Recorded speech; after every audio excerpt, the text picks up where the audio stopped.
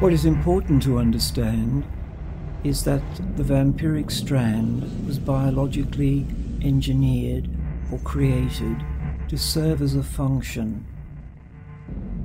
In the language of the immortals, the word vampire derives from the phrase Vanda transda psychogita, and it means something like this: constant negative transductions of biological energy between the dimensions.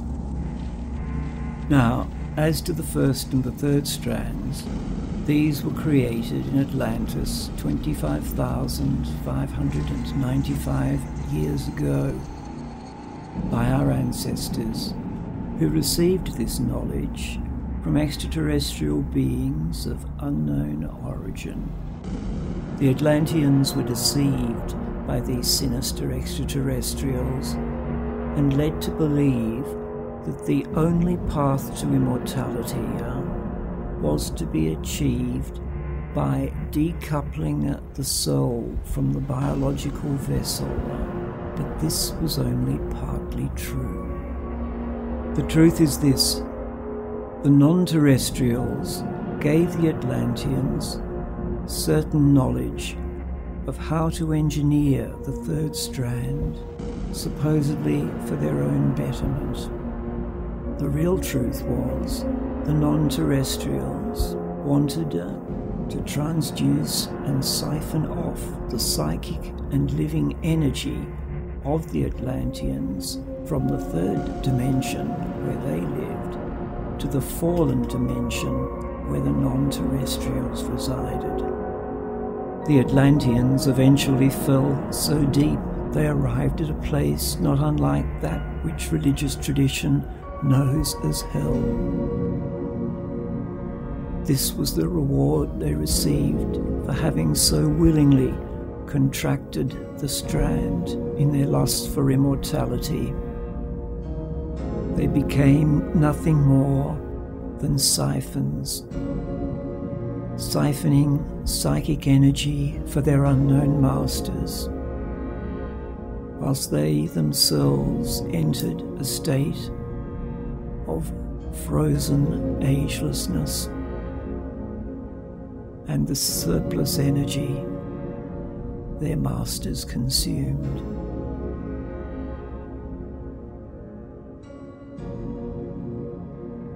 All we have is their holographic, schematic frequency, and it is as follows.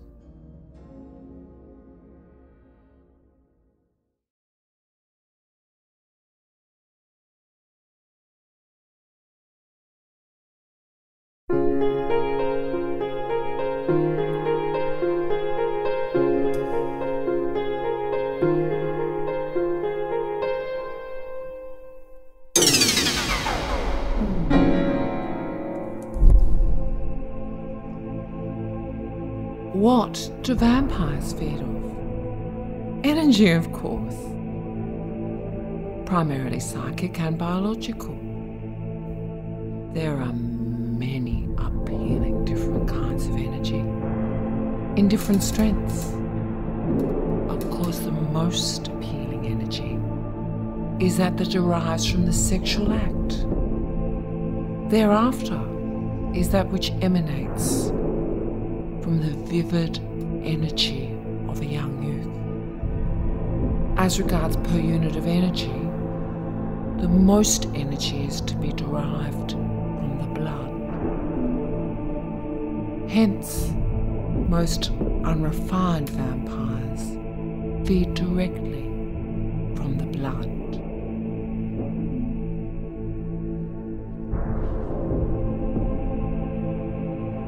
What does it feel like to be a vampire? Most sensory is more refined, yet more subtle, though the sense of smell and sight become much more vivid. Pain is not felt in the normal way a human feels it. Just as an unwell human may be unaware that he is burdened by carrying around the physical vessel. A vampire, by comparison, feels light and weightless. For a human to feel the same sensation, they need to take drugs, such as the onset Valium and morphine, mixed together with some kind of stimulant. For a vampire, all normal human addiction and desire is lost,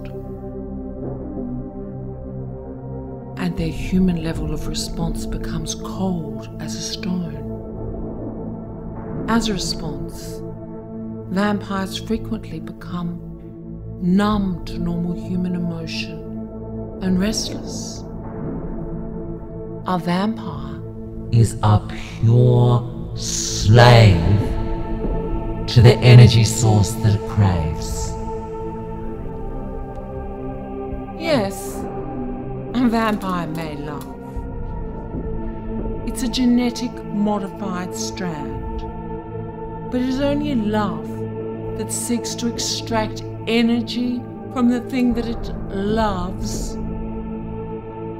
or has entranced, so that it may take its life energy as if it were its own life blood.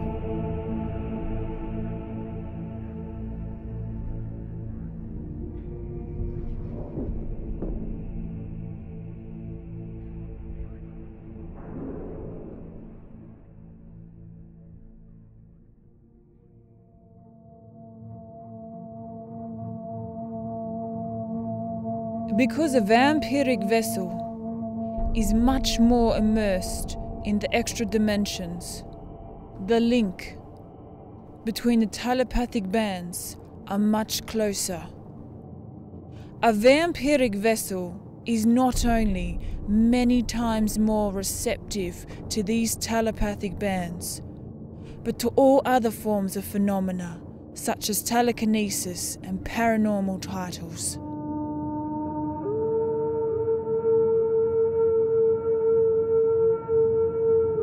The answer is yes to both questions. But what is interesting is the reason why. What dictates this is the simple law of vibration.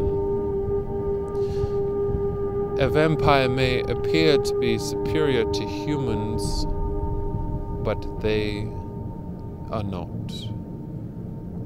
For they are of a much lower vibration, which is closer to a hell realm than a human.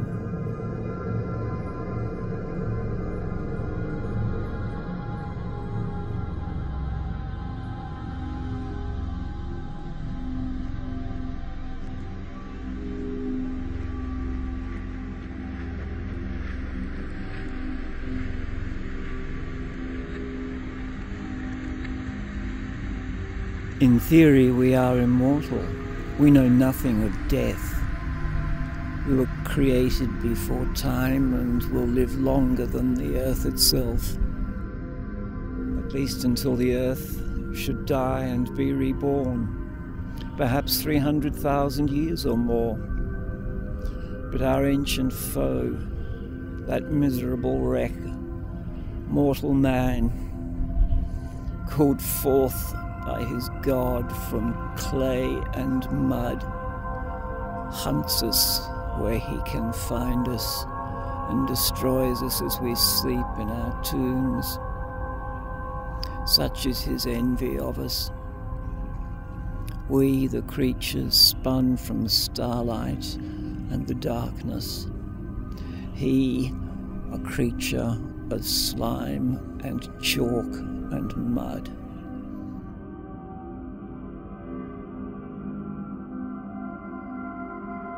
At the point of natural death, a small window opens,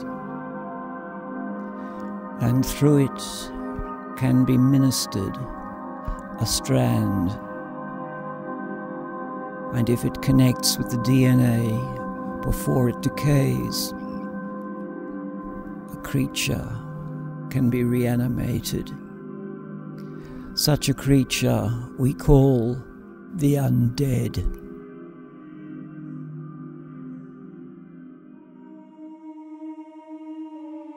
Believe me, this strand exists today, and very soon an attempt will be made to introduce it again, perhaps disguised as a drug for immortality, or even a disease.